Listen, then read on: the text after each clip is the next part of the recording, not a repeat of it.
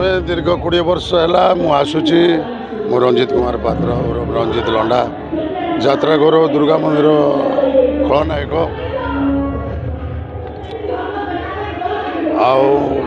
मु बहुत पार्टी आसी सबू सबू माने सबू एटिकार जिते कमिटी सबू कमिटी आसी ये मोर फास्ट महासमर जहाँकि ओडिशा रे गोटे ऐतिहासिक मेला आठू बड़ मेला ना माने खंडगिरी 20 वर्ष है आसूची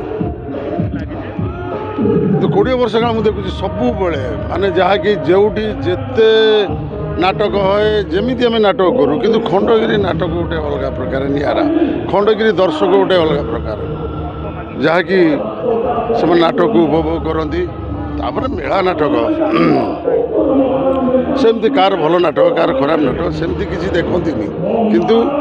जुआड़े गले दर्शक सियाड़े पशिले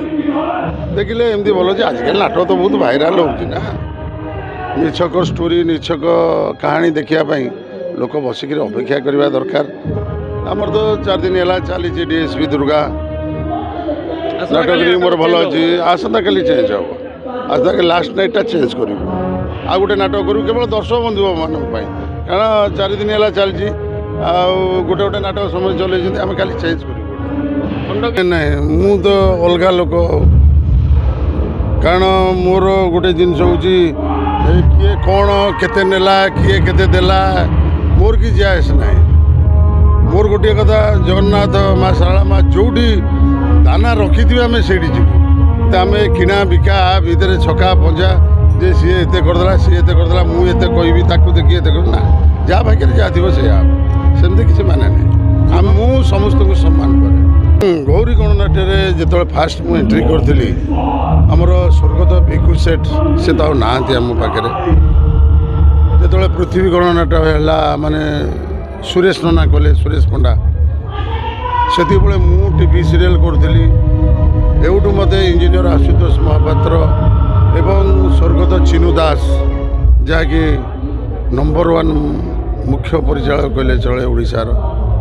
से तो नहांती से मत नहीं चांस देते अनेक कलाकार भी सृष्टि करछन्ती चिन्नू भाई चिन्नू बाबा कथा कहीं कहते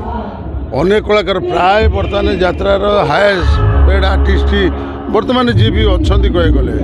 तांकर किसी भी दान थी कारण सी कलाकार पाखर जाती सी कलाकार कौन दरकार से निजे सबकि तापर मु गौरी रे एंट्री कलापर इंजीनियर आशुतोष महापात्र मोर होती प्रथम गुरु जहाँकि कलम प्रथम पाइले अर्धांगिनी नाटक से ही अर्धांगिनी यही खंडगिरी 7 राति चली जहाँकि माने हाउसफुल कमिबार ना अनेक दर्शक भी फेरी से नाटक मोर फास्ट एंट्री रे तापर पड़ा से सारंकर बाजी बोलो सा नाई तापर पड़ा 100 मानसिक दौरी पाए तापर पड़ा किए कला मुनि बना बारंबार हिट नाटक खंडगिरी दर्शक बंधु मत ग्रहण कर समस्त दर्शक बंधु का आशीर्वाद आज चली चलती ठाकुर का आशीर्वाद खंडगिरी महासभा को आसुवा दर्शक बंधु मान पाखे सब ऋणी कारण आशीर्वाद ही मोर काम आशीर्वाद रहिले मु आगु आगु जापर जदि किसी मोर भूल रोथ मत क्षमा करेंगे।